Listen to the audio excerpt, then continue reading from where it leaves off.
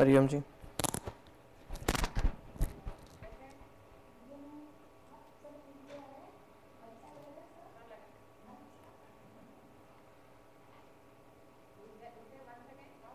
Hariom. Hello 1 2 1 hello.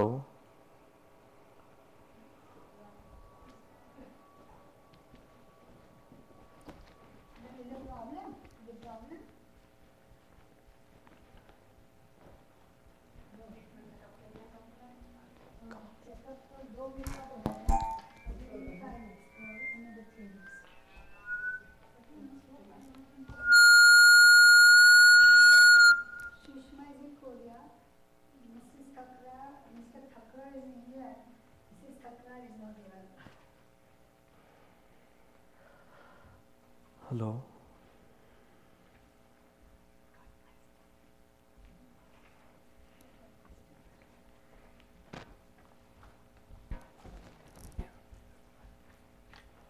Om Hari Om Shri गुरुभ्यो नमः। हरि ओम श्री सियावर रामचंद्र की जय। पवन सुत हनुमान की जय। महागणेश महाराज की जय।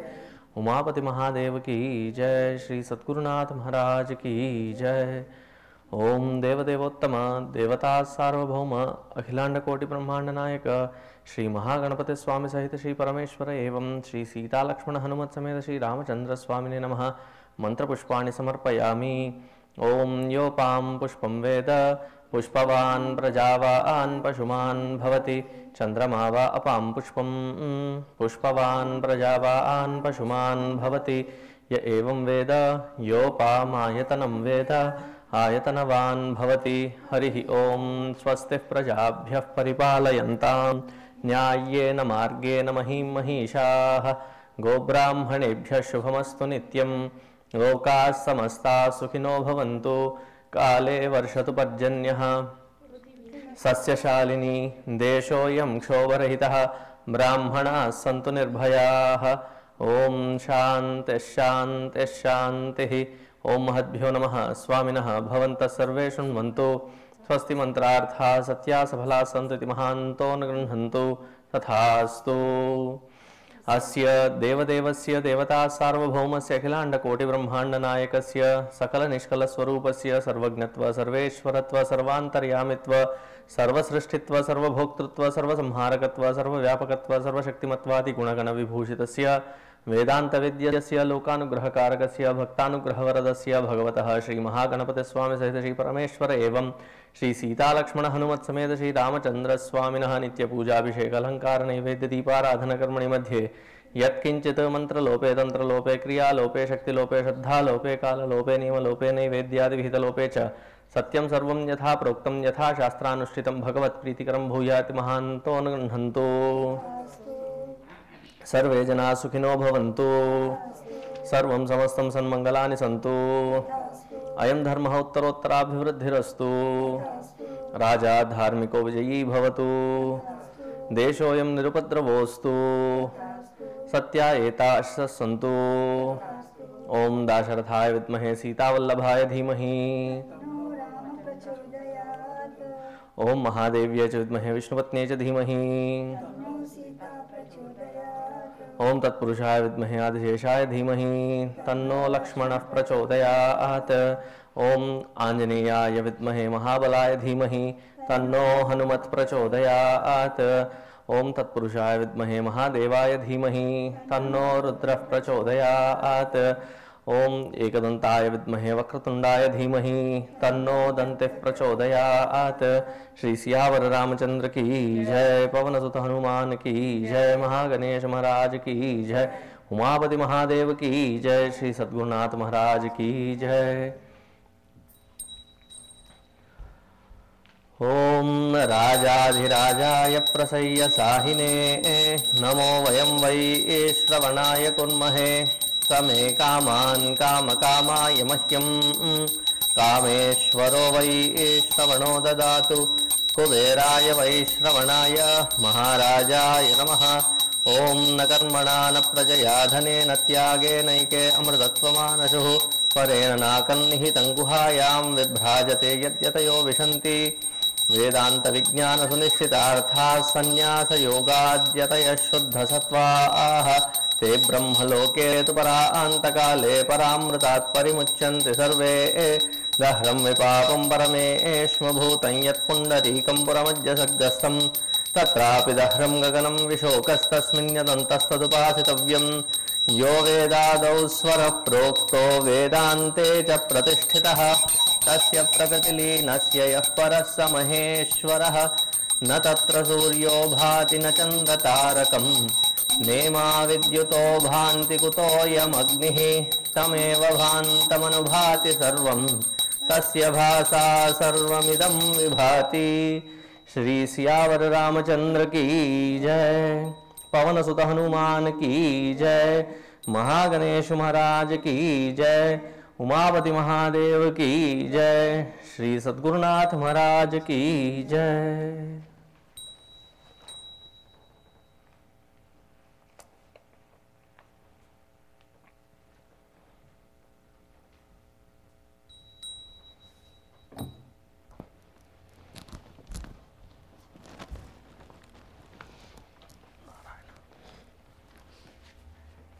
This is very good. We can just have from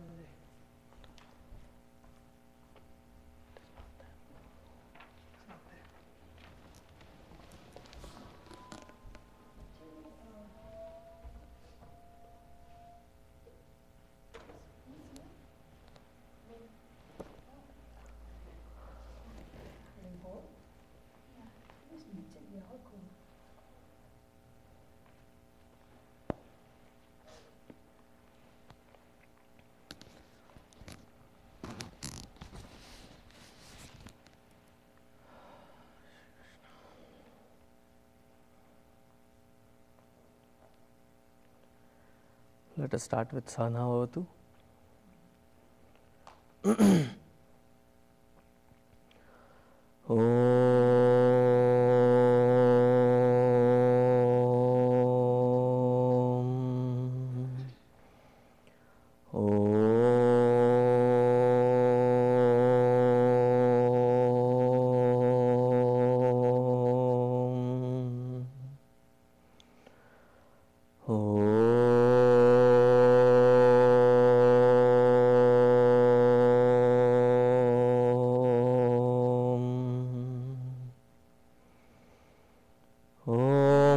सहनाववतु सहनौ भुनक्तु सह वीर्यङ्करवावहै तेजस्विनावधीतमस्तु मा विद्विषावहै।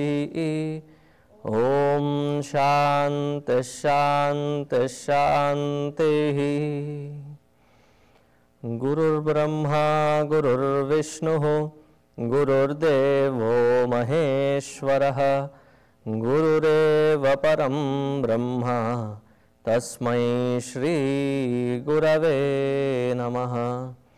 तस्मै श्री गुरवे नमः।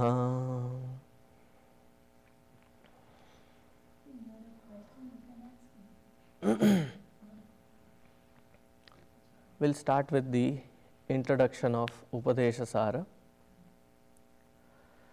Upadesha-sara, as the name suggests, Sara, essence. Essence of all messages that can be clubbed together in a format wherein it will give us day-to-day application of the entire Vedantic scriptures that have highlighted it in 30 beautiful shlokas or verses.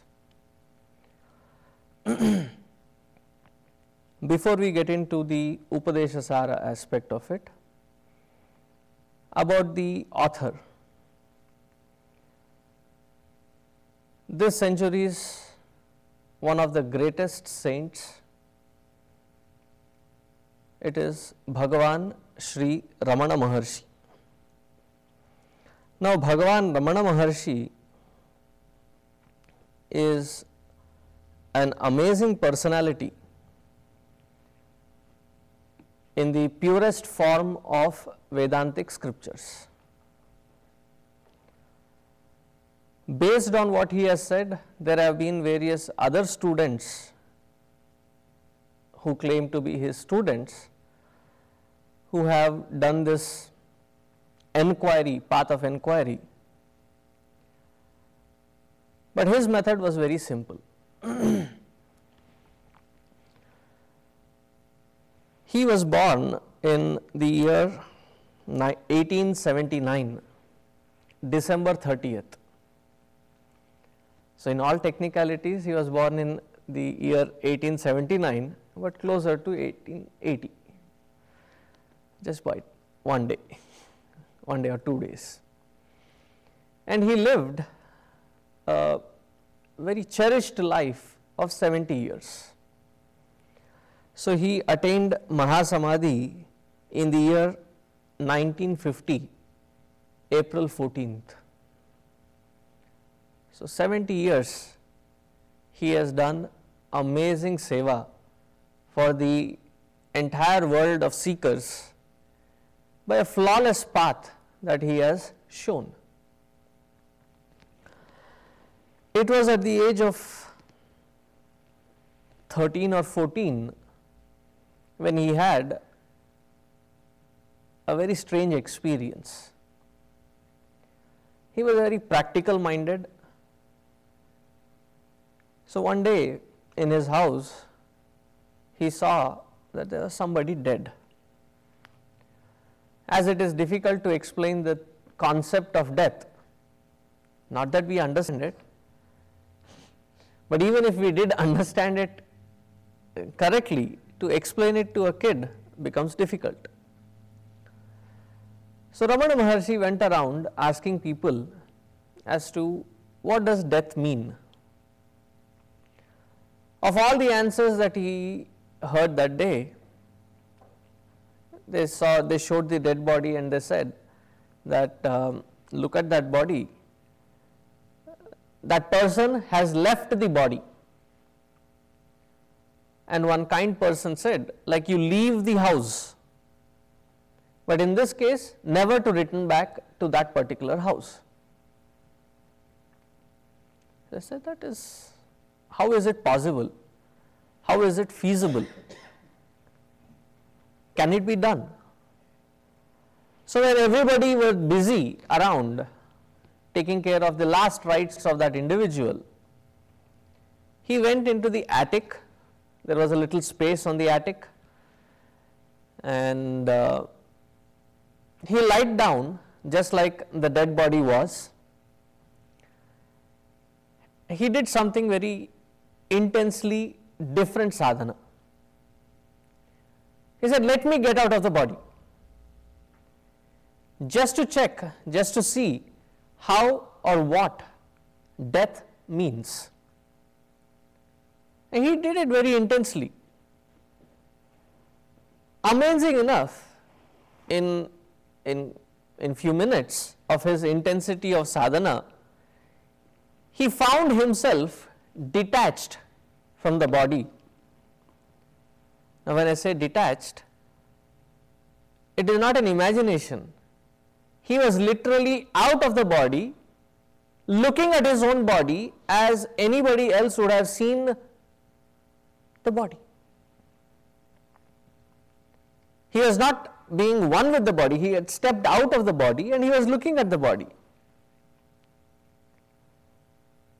Right from the navel, the nabhi, there was something connecting him to that body. He tried pulling it, but he couldn't.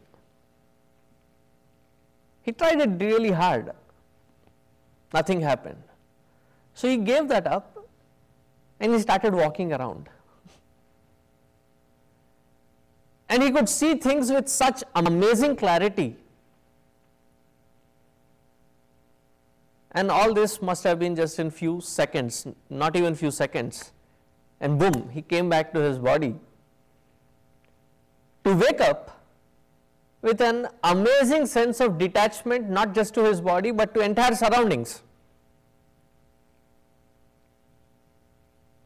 There was something in his experience which was so clear that I means something other than all these things that I am asked to be bound with. The system, the conditionings, you name it all. Right there from that day, he denounced all these conditionings. He was a very good student at school. His father had passed away when he was very young,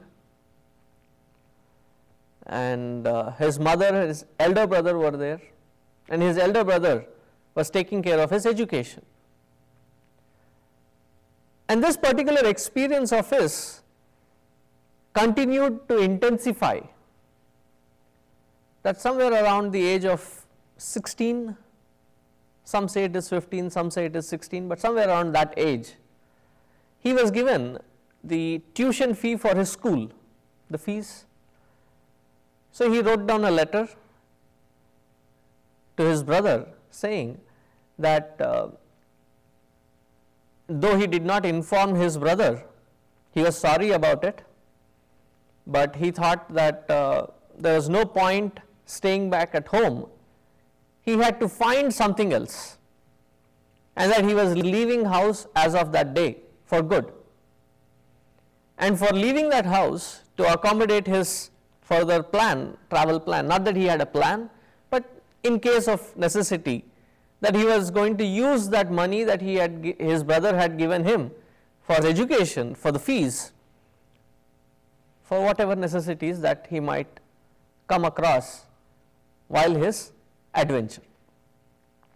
Thus stating, he signed the letter, took the money and left home. As he sat in that train,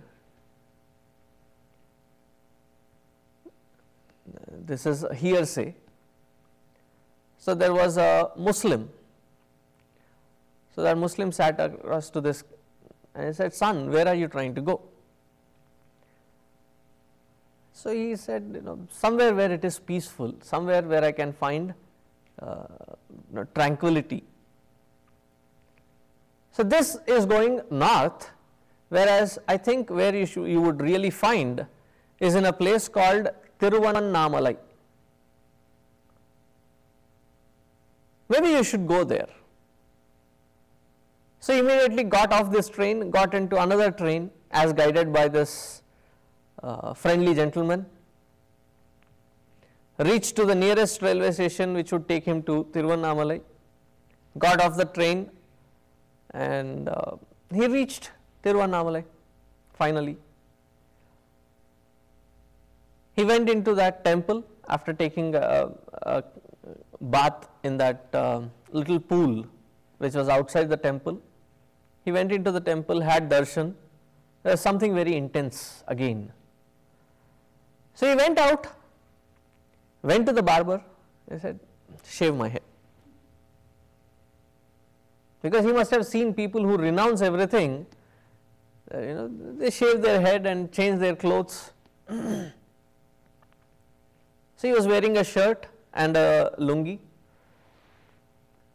As soon as he had done with his shaving his head, took another bath, the shirt that he was wearing, he removed it, and the money that was left, and the last bit of money that was left with him, in those days that was a good chunk of money, he tied it in that cloth and threw it in that pool for good. Said, "Let me not take any kind of conditioning that will bind me." And just with that one piece of cloth on him, he went into a place in that temple complex which was almost abandoned. It was never used. In fact, some kids were playing there hide and seek and things like that. It was in a neglect. So he found a secluded spot there, and we are told that for months together he did not move out of that place. There was another Mahatma in that particular area. He was more like an Avadhuta. Avadhuta, somebody who is beyond the 4 ashramas that we know. Nothing can bind them. But for all practical purposes, we may come across such people and think that they are mad. You know, when we were explaining the last part of the Tattvabodha, you must have heard that Avadhut that I was talking outside the Pune station, similar, and his name was Venkatramana, but people used to call him Tata, Venkat Tata, meaning elderly person. So one day when he visited this temple, he saw some strange but very intense spiritual vibrations as he stepped into that temple. So he went to identify where the source of this particular vibration was coming, only to find that there was this lean looking, famished boy sitting, lost deep in meditation. He must have been there for days at stretch, not moving from that place, that his body was being eaten by bugs. There were raw wounds all over, especially the leg area. That's why in the later part of his life, if you have ever watched his video or something, there was a limp, and that limp was because of those bugs that had bitten into his body. So he carefully carried him, nourished him back to health. This is a little bit that we know of his introductory days, very initial days. So he moved from that Tiruvannamalai temple premises into the mountain which was right across this temple, and that is called the Tiruvannamalai temple. Tiruvannamalai mountain, Annamalai mountain. So there he found a little cave, and that cave even today is known as Virupaksha Guha. So there he found a beautiful decent space, sat there, and as people started hearing about him, started flocking, he had only one remedy for anybody that would come to him. Anybody, any kind of things, because when you see somebody little spiritual, you can find people coming, can you read my palm? Can you predict my future drawing a horoscope? Can you give me an amulet or taviz? All kinds of people. There was one great scholar called Ganapati Muni. This Ganapati Muni, having heard of this young, bright sadhu, searched for him, reached in this Virupaksha Guha, spent some nights around there, seeing the intensity of his sadhana. He said, have you ever gone through scriptures, scriptural study? I said, no. I have all the Sanskrit and scriptures that have to be learnt, I have already learnt it. But that which you are experiencing, I don't have it. Out of curiosity, I will read the scriptures out. Can you validate it for me? See, we read the scriptures to gain that experience, and here was a different twist. Somebody who had never touched scriptures, growing in a Brahmin family, he must have known these Vedic mantras, but that's about it. So as he started reading the first Upanishad, the Ishavasya Upanishad, Ishavasyam idagam sarvam yatkincha jagatyam jagat tena tektena bhunjita magrada kasya svedhanam. So as he started reading the fourth, fifth mantra of that Ishavasya Upanishad, he said, stop, enough of self-glory. All that the Upanishad is doing is praising me. And he was in that absolute state and firmly abiding in it, that he found that what Upanishads were doing were glorifying that state. He said, stop glorifying this state that I am in. What you are reading, I am already experiencing it. I don't need to read through another Upanishad. And to all these people that would flock around him, he would give only one answer. like they say, सब मरीज का एक ही दवा. For all diseases, he had only one medicine. Anybody coming with problem, any kind of problem, physical, emotional, intellectual, spiritual, he would ask a straight, direct question. He was fluent in Telugu, Tamil, Sanskrit, I am told even in English. So he would ask in Tamil, which was his native language. I think even in Kannada, he has written some beautiful poetry even in Kannada. So he would ask, "Ni yar?" Ni yar meaning, who are you? Contemplate on that one question as to who I am, and all your problems will be resolved. He was talking from that absolute standpoint that once you recognize what you are, all the misery that we go through of that which we are not is eliminated naturally.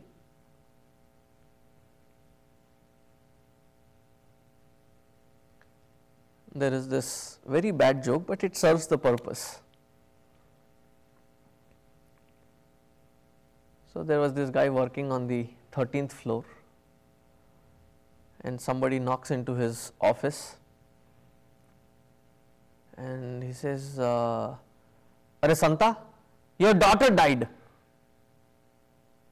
And suddenly he was caught with that intense emotion that that his daughter died, and he jumped off of that window from the 13th floor. As he was passing through the 10th or 11th floor, see, the guy who came in and informed, he said, "Your only daughter, she died." So he said, "I don't have a daughter, let alone with that name, I don't have a daughter." As he passed by another floor, he realized, "I am not even married." As he was about to crash into that floor down there, he realized, "I am not even Santa."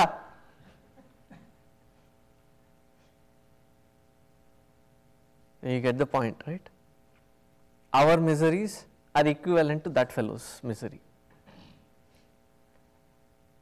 We end up reacting and acting funny for all those things that which we are not. And we make a very big deal, a very laborious process around ourselves for all that which we are not. So his question is very direct. You say that you have a physical pain, physical sickness or illness. Are you the body? You are not. Find that which you are, and you will see that these things will not affect you. I am an emotional wreck. Ni yar. Find out. Find who you are, and it is a remedy for all problems in life. Not knowing who we are is the main cause. That avidya is the main cause for all miseries in life. See, we find in today's world, there are many preachers, including myself. You will find many preachers, but we rarely come across a genuine teacher. See, a teacher in Sanskrit is called Acharya. I am not talking as a title. Acharya. Their family name is Acharya. I am not talking of a title given. Acharya is that person, yaha acharati paran api acharishyati saha acharya. Who is an acharya? The one who lives what he talks. Simply put, the one who walks the talk. He did not utter a single word his entire life, that which he did not experience.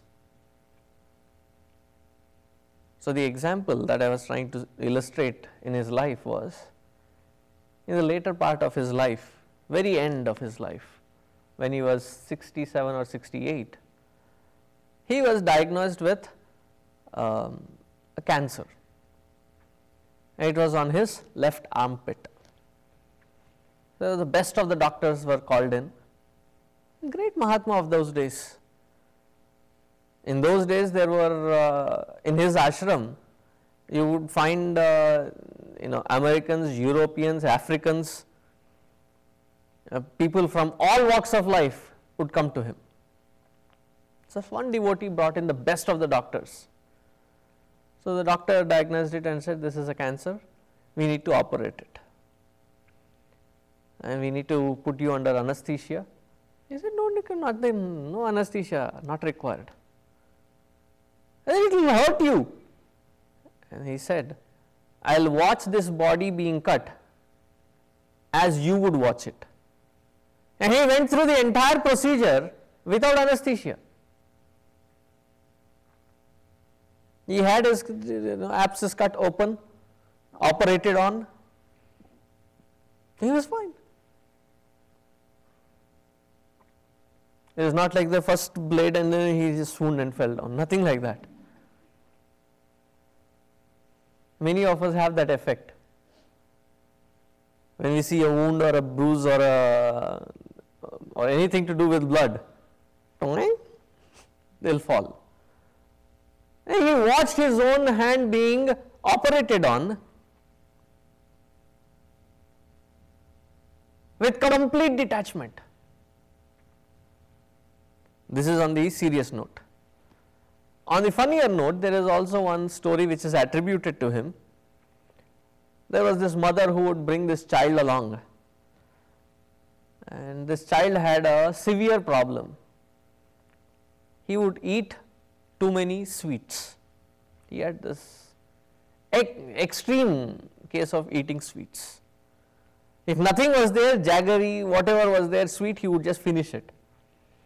So, frustrated, she brought this son and said, he was also known as Tata, very endearingly called as grandfather, well, out of respect, out of reverence. It is not like you are an old man, not to, but with out of respect and reverence. So, she brought and said, Tata, my son, he does not listen to me. I have explained in every possible way as to why he should not eat sweet. I have spanked him enough, I have done everything, but he is out of my hands. I don't know how to control him. Can you do something with this fellow? So, he looked at that boy and he said, come next week. So, next week diligently the mother brings, he said, come next week. 3-4 weeks, and finally the 5th week the mother was also getting impatient. But she diligently brought him again 5th week, and then he took that little one and he said, Beta, stop eating sweets. The mother was exasperated. 5 weeks I have been coming here regularly just for you to say this one little sentence. So, very sheepishly he looked at that mother and said, how could I tell something to your son which I myself was not following? Before I could advise your son not to eat sweets, I had to try practicing it and perfect it myself of not eating it myself. Hence, therefore, 5 weeks delay. And sure enough, that advice, that just one sentence, better don't eat sweets. Something impressed that boy and he stopped. So, even in our discourses we will find that when we are talking of certain values, certain applications of these Vedantic principles in life, the often mode of frequently asked questions, we would find that I agree with what you are saying, but how do I impress my child to follow this in their life. I totally agree with what you are saying, but how do I make sure that my children and others around, they apply this? See, Vedanta is too specific. It is not for you to tell somebody else that they have to change. It is to be applied on the self first. So my generic answer for such questions is, don't bother about changing your children. You bring in the change yourself within you, you would find the child changing automatically. Why does the child not value what you are saying? Because the child clearly sees a discrepancy in what you are trying to ask them to do and what you are doing yourself. So there is no strength in what we advise or what we expect. And here was a genuine master who practiced it before preaching it, before advising anybody. And his method was very simple. And his compassion was amazing. There is also another story that I heard from his own lineage of students in the Ramana Ashram itself. One of these years they had a very severe famine, and during that time there was no rains, no crops. India is still an agricultural country. There were no farms, nothing would grow. So the youth of a certain village, which was also affected by this famine, they thought, we are all starving, children have nothing to eat. Best thing is this Tata here, he gets this flock of people day in and day out. I am sure they bring all these fruits and goodies. I am sure he is stocking them up. So let us raid his little hut that he has built. We sure will find enough for the entire village. So the night comes, they wear a langot, completely oil themselves with black soot so that they cannot be recognized. If somebody tries to catch, they can slip away easily. They came prepared. With a danda in their hands, they came into the ashram, and this poor man Ramana Maharshi ji was sleeping, and they woke him up. They said, "Hey Tata, come on, give away all those things that you have in this ashram." So he looked at them and said, "Whatever you find, you can take. If you think you can find something, please take it." So they searched the entire area. Nothing to be found. This fellow must have really hidden it in a nice place that we are not able to find. They said, "If you don't give," I said, "Look, if at all I can say that I have something, there is that pot with water, and there is this langot, one drying, one on myself. Apart from these three, I have nothing else. If you want, you can take these three, including the one that I am wearing, you can take it." They thought he was, joking with them. They really got wild. They had this danda, they really thrashed him blue and black. As there was a commotion and somebody kicked the pot and the pot fell down, there are a couple of these devotees who were inside the ashram somewhere under the tree sleeping. They ran in, and all these youth from that village, they ran away. So they saw him all bruised and blood, and they were really angry. The next day morning they had gathered such a big mass of people. They said, "We will go find it. You tell which village they are from. We will teach them a lesson." Is it the way they handle a Mahatma? You know how devotees are. We will teach them a good lesson. So Ramana Maharshi ji looked at them and he said, "You worship me with flowers. They worship me with sticks. Hardly any difference for me. You get agitated as though there is something wrong done But what you call good or bad, I see it equally the same. So it was not just about forgiving, he did not even account it as an act of atrocity and then forgive them. That is called true compassion. We talk a great deal about, okay, I forgive you if you do anything wrong. Here is this Mahatma who says, I don't even consider what you have done as an atrocity. Such was the state of existence of this great Ramana Maharshi. So once this Ganapati Muni, he was writing Shiva Purana in Tamil.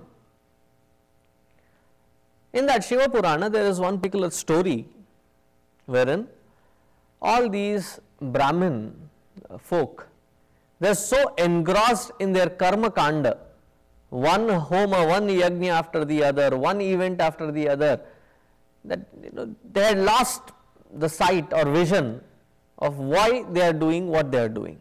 They are completely lost. So one day Lord Shiva himself comes down, and he comes down as a young charming boy. So all these women who are supposed to cook and take the Naivedya to be offered into that havan, instead they take and start offering it to this young charming boy. And all these people get enraged. Naturally, they get enraged.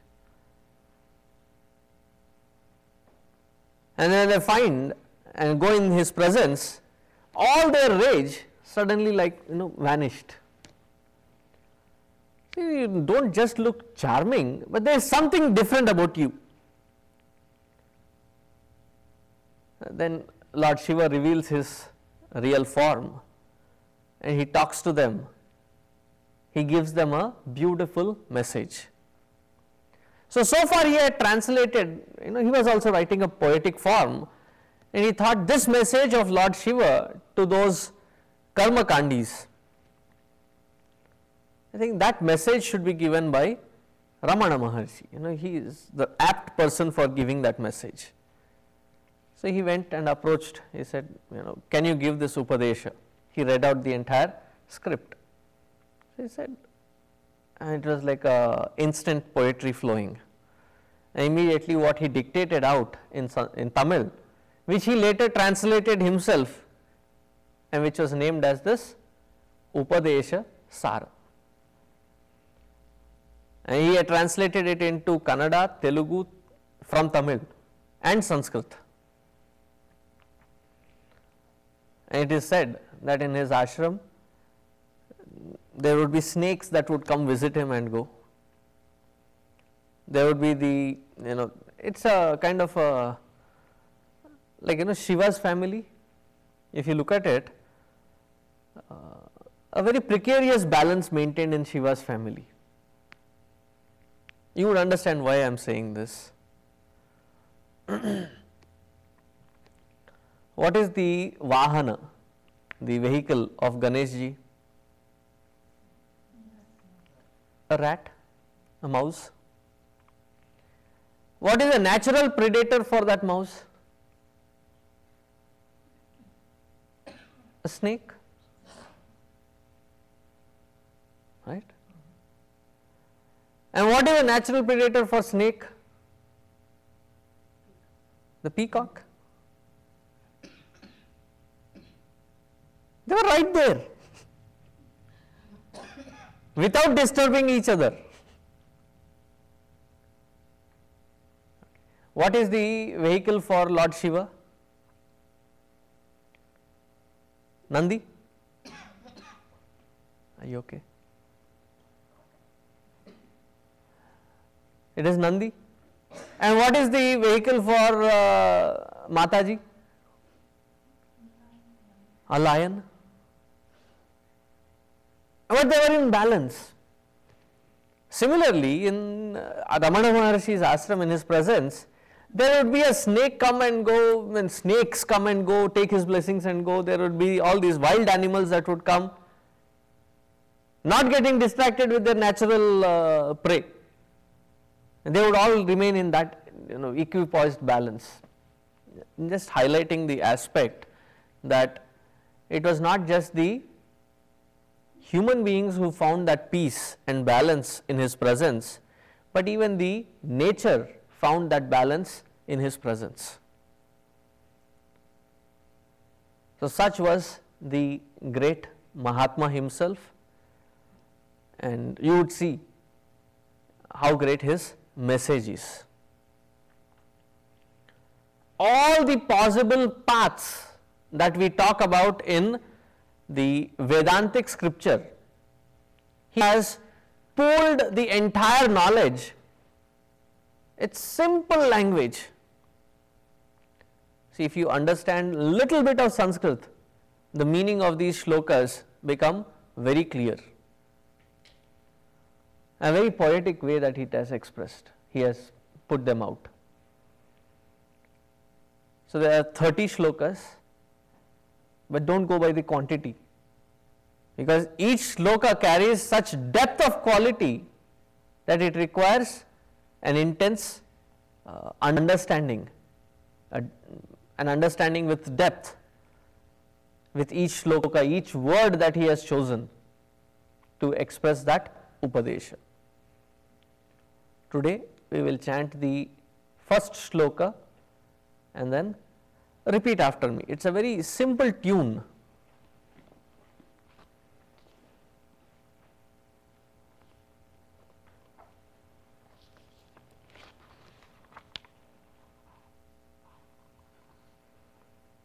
If you have the book of hymns, then it is on page 248.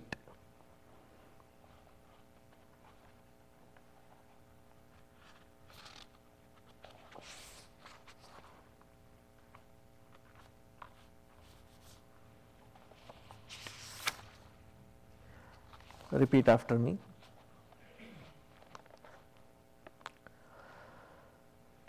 कर्तुराज्ञया प्राप्यते फलम्, प्राप्यते फलम्, कर्म किं परं कर्म तज्जडम्।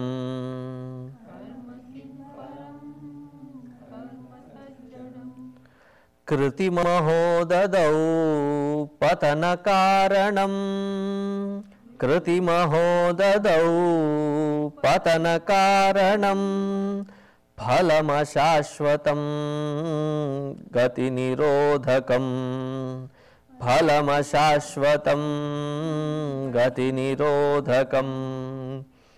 ईश्वरार्पितं नेच्छया कृतम्, ईश्वरार्पितं नेच्छया कृतम्। चित्तशोधकं मुक्तिसाधकं, चित्तशोधकं मुक्तिसाधकं। The reason I read the first 3 shlokas is it's one thought in 3 verses. So the first shloka that he says, in a way he also expresses his gratitude and prostrations to the Lord. Just with the first word, he has used it in a multiple dimension. So why is he writing this? It says, Kartuhu Agneya. Kartuhu, that creator, that supreme, by his orders, by his inspiration, that whatever I am doing is his inspiration, and by that inspiration I am writing this shloka. Like when we started even Tattva Bodha or Atma Bodha, we start with the Mangalacharana. Just in one word he did the entire Mangalacharana. This I say, truly man of few words. We said Vasudevendra Yogindram. So the entire shloka we chanted, right, in Tattva Bodha. Whereas here, in one word, he finished it. Kartuhu Agneya. I am writing this because of his orders, his blessings. So now the actual meaning of this shloka. Kartuhu Agneya prapyate phalam karma kim param karma tad jadam. From the moment that we are born till the last moment of our life, we perform actions. Don't we? Is there anybody who is sitting here who says that, I don't need to do anything in this world?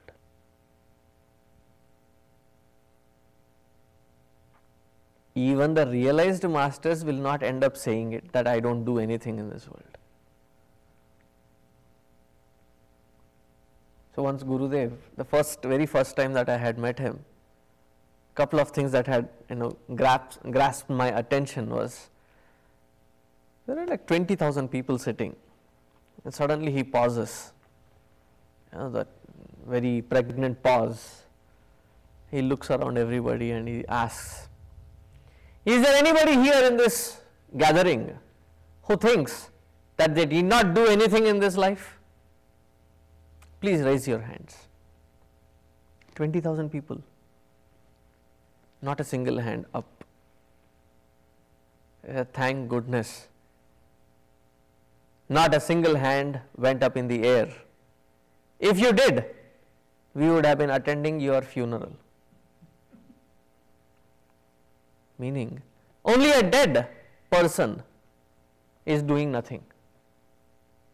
Until we are alive, in the last moment, act we must.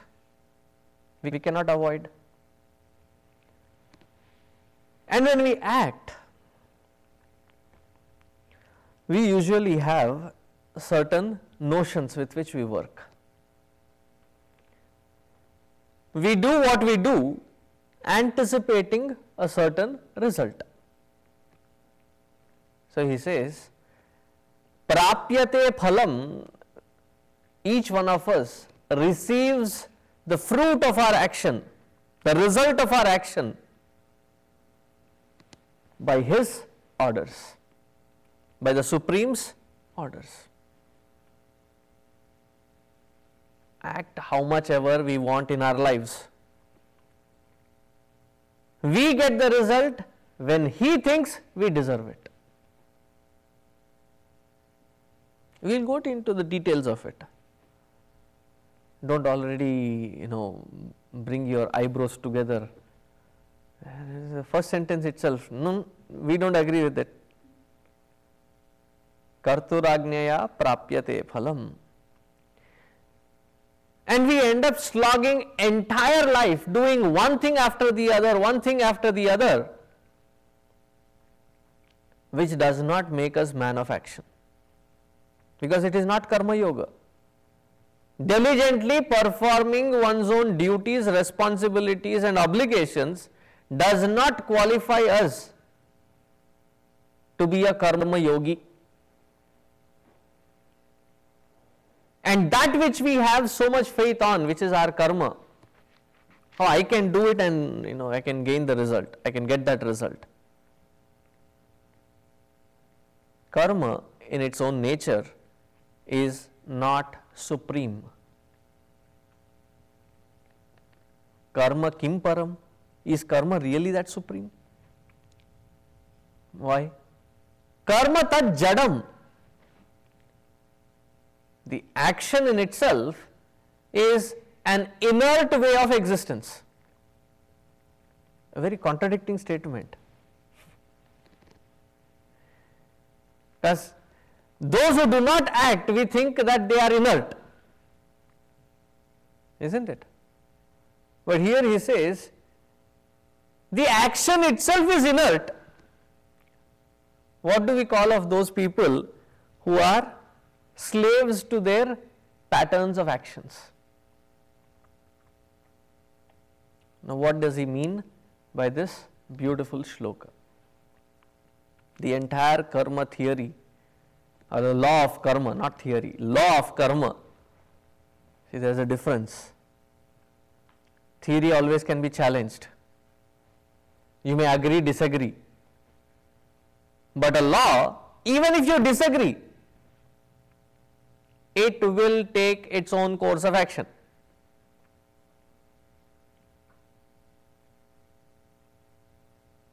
Now, what is electricity? Flow of electrons. I don't believe it. We can give you a live sample. It will pass through you. Hopefully you don't pass.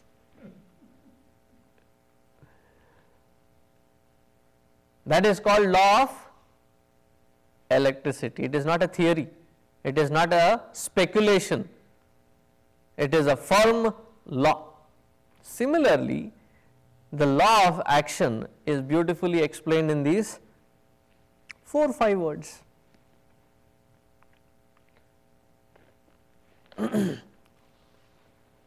Karturagneya prapyate phalam karma kim param karma tad jadam.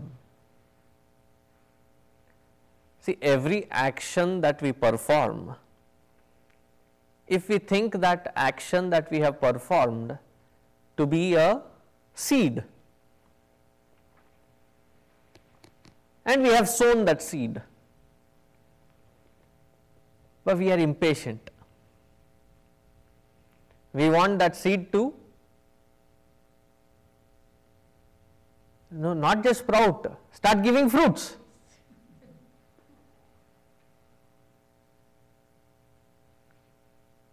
It has its own time to give that fruit. When and how we receive that fruit, he decides.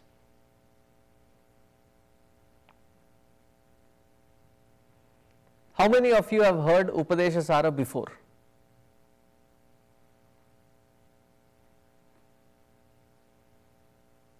The entire meaning of it. No, not read through. As a discourse, as a pravachan. You have heard it? You both also have heard it. I am taking just this as a live example.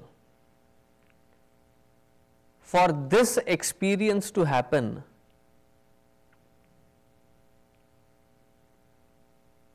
it could not have happened earlier than this moment.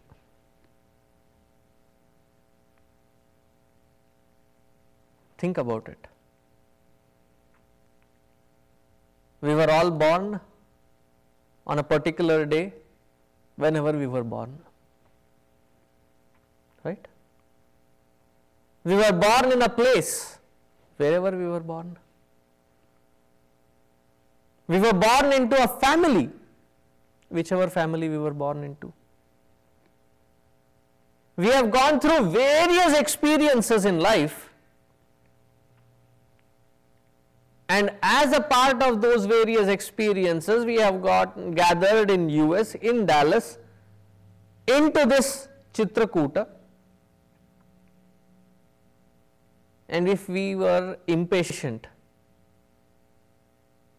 I need to know it now. It will happen in its own course as it will unfold. We cannot rush it, we cannot delay it. Each one of us, what we go through as an experience is a very complex thing. For us to get that particular experience and for us to experience it with from that particular conditioning, that particular person, that particular time, what kind of preciseness that it should happen. I mean, if you can imagine the matrix of the entire thing, it's mind boggling. I think I gave you earlier this example. When there were no computers and there was a school which was run which had like 1200 students. So there are 12 grades. Each grade has say approximately 100 students. So each grade is divided into 4 sections, 25 students each. I am talking of an ideal condition, okay.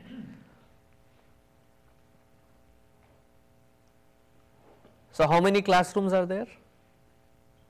4 times 12, 48 classrooms. You need to start at least 48 teachers to engage in 48 classrooms.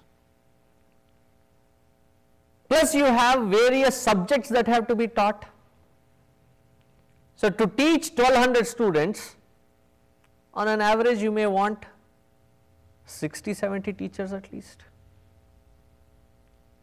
Now with these 60-70 teachers, to create a timetable as to who will teach at what time, so that each teacher gets equal amount of time, equal spread of time, nobody is overworking, nobody is underworking, everybody's hours for which they are paid is matched, and all students get exposed to their curriculum equally across the board. You know how difficult it is to create that timetable? If you understood that particular timetable map, imagine 6 billion population, scores of infinite number of other creatures, all in one big timetable. So you have done this particular action, you had this particular intention, you have this kind of quality, you have this kind of quantity of various resources. How you would end up getting one particular experience after you have acted in one particular direction, to give you that result, that environment has to be created.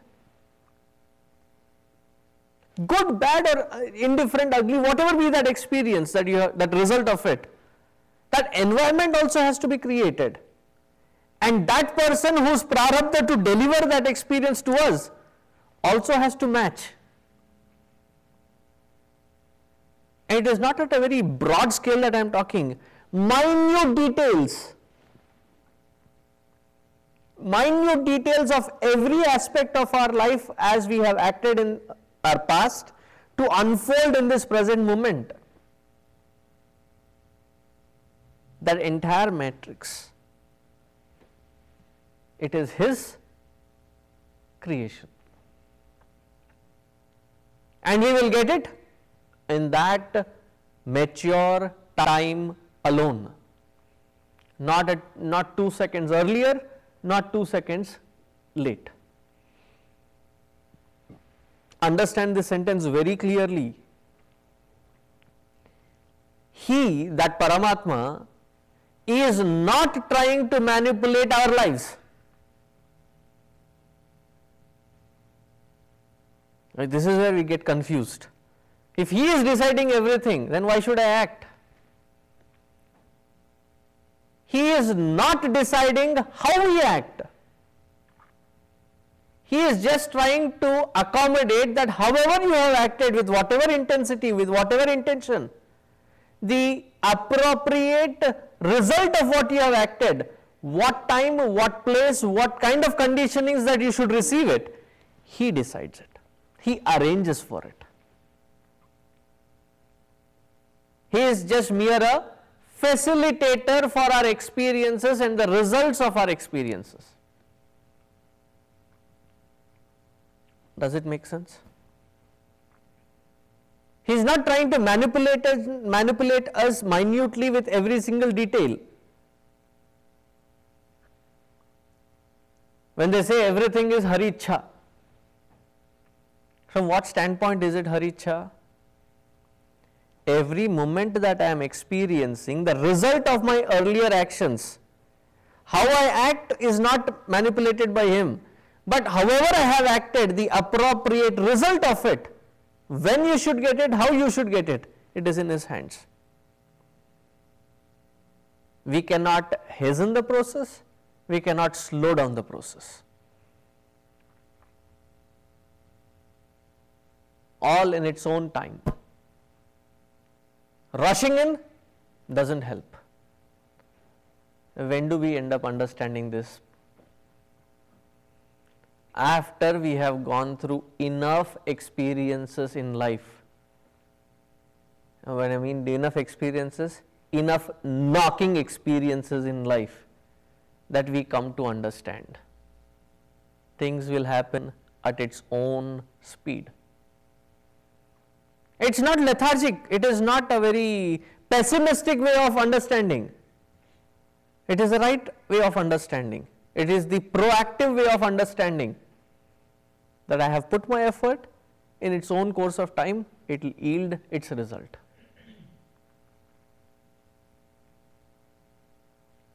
And this is what I tell even people in this. We started Chitrakoot. When you immediately compare it with Saket, as a Saket structure today, 10 years old. Even before that structure could come into place, those volunteers and teachers, they have been doing it for almost another 10 years. So what we see at Saket, the expertise that we see at Saket, has taken 20 years to develop. The same amount of maturity, I am talking especially about the teachers and the infrastructure and the mechanism that goes in to run everything. If you expect it of the same quality that we have at Saket, I mean, all said and done, this is a volunteer organization. You cannot rush things, you cannot, as Guruji says, if this was a company owned by me, 95% of you would have been fired on the first day. But it is not so. So each one has their own assets and liabilities, and we have to work around it. Work with it or work around it. It has taken 20 years. That maturity, if we want to mimic it here, you cannot do it in a year or two. The same quality cannot be reproduced here in a year or two. The entire system here has to go through the same processing again, and in due course of time you will find that maturity. Rushing in will only frustrate the one who is trying to rush in.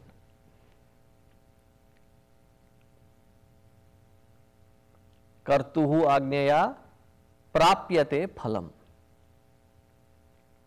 A little more intense detail here. Dhruva, I think I told you this story about Dhruva. He came with an intention that I should be the favorite of my father, I should rule this kingdom like my father, and I should be the only one like my father. It was that intention that he had come to pray to Lord Narayana. In that 6 months of intense sadhana that he had performed, somewhere down the lane, that intention evaporated. It was only now as a prayer to the Lord, just to see him. That was about it. So Narayana appears. So he says, I don't want that, what I started for. Mark my words here very carefully. What did Lord say? He says, whatever is your desire, intention, I shall fulfill them all. When you started an action with a certain intention, and now suddenly at the result of it you want to change your intention, it ain't going to happen. So Dhruva, you will get what you had started out for. You would get this entire world to rule, and you will be the favorite of your father until the entire creation comes, the cycle comes to an end with this Brahmaji. Until then, you will be there. But I don't want it. Now you may not want it, You had started it that way, you had that desire. After that desire gets fulfilled, luckily for you, between that desire and this desire of only serving me, there have been no other desires. So after you have fulfilled the first desire, for which I have come to bless, your second desire will also be fulfilled, which will be in my service. We read the story.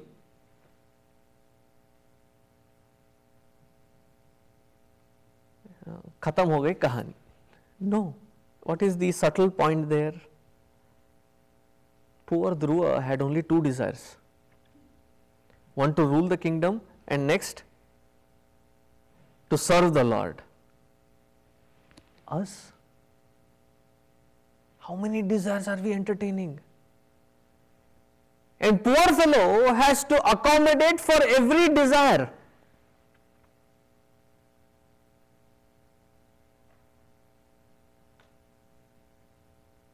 So there is somebody who came and says, Swamiji, I am feeling so bad, my house was robbed. I said, how much of dana did you do in your life? I said, I have been thinking of doing lots of dana. Every time I visit a temple or something, I said, I have to do this dana, I have to do this dana. Did you end up doing it? I said, no. Now, because you did not do your end of bargain of your dana, but you had a certain desire, and you have been pressuring that desire to be fulfilled without doing this dana. Now, he created a poor thief there who would take that away which you were supposed to do dana for you to get that result, whatever you had desired for. I am just taking a very arbitrary case here. Nothing is an accident in our life or experience. We may not know the reasons, but yet they are only incidents and not accidents.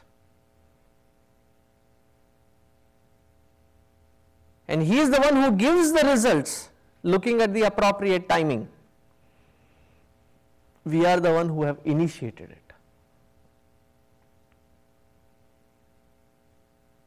Now, if these desires and actions constantly keep us bound again and again, that which binds you so firmly with such heaviness, can it be Chaitanyavanta? Can it be an enlightening experience, or is it something inert that just pulls you down? So, from that standpoint, he is saying, karma, kim param, is it really that supreme? It is nothing but inert way of life.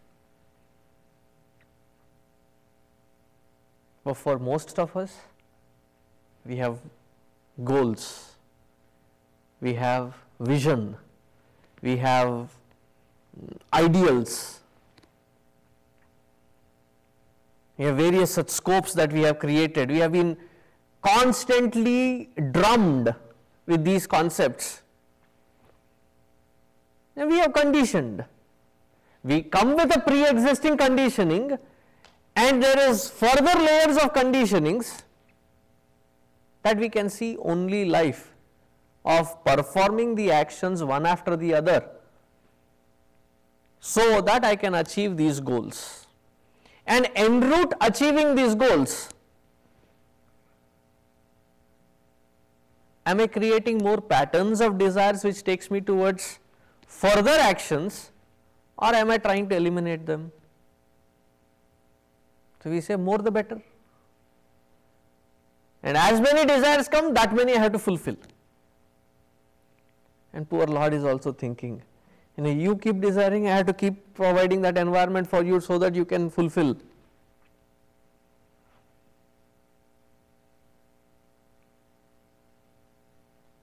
And not understanding that it is binding you. It is very impartial. He lets each desire and decision to be taken by that individual without interfering as to what you should decide or what you should do. That I have given you the intellect, now you be the master.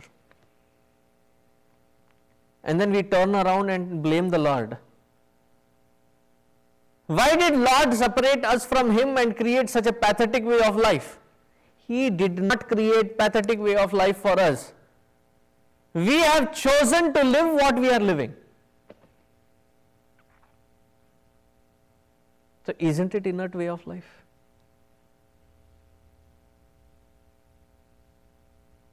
Now a big question is, what do we do with these goals, vision, and the other corporate words that we use? That we will see on Wednesday, because this shloka is not yet done. There are 6 little words, and look how much depth he has just squeezed in those 6 words. Yes, sir. Swamiji, many times we hear, "Jo hota hai achhe ke liye hota hai," everything happens for good. And I feel that that's a wrong message, because what happens to you is what, your karma plus what Lord gave you. So what happens to you might not always be good. Is that? What happens to you is always good for you is from the standpoint that that which is coming to you is started by you. So one format or the other, there is a unconscious desire. Provided instead of indulging in it, if you learn how to go through that experience, we will turn out mature. Or until we turn out mature, that experience keeps repeating itself. अच्छे के लिए हुआ ना? So stop running away, stop shying away from the world. Fulfill the responsibilities, duties and obligations with complete presence of mind in a way that we dedicate everything to the Lord. That we will come to the next shlokas later.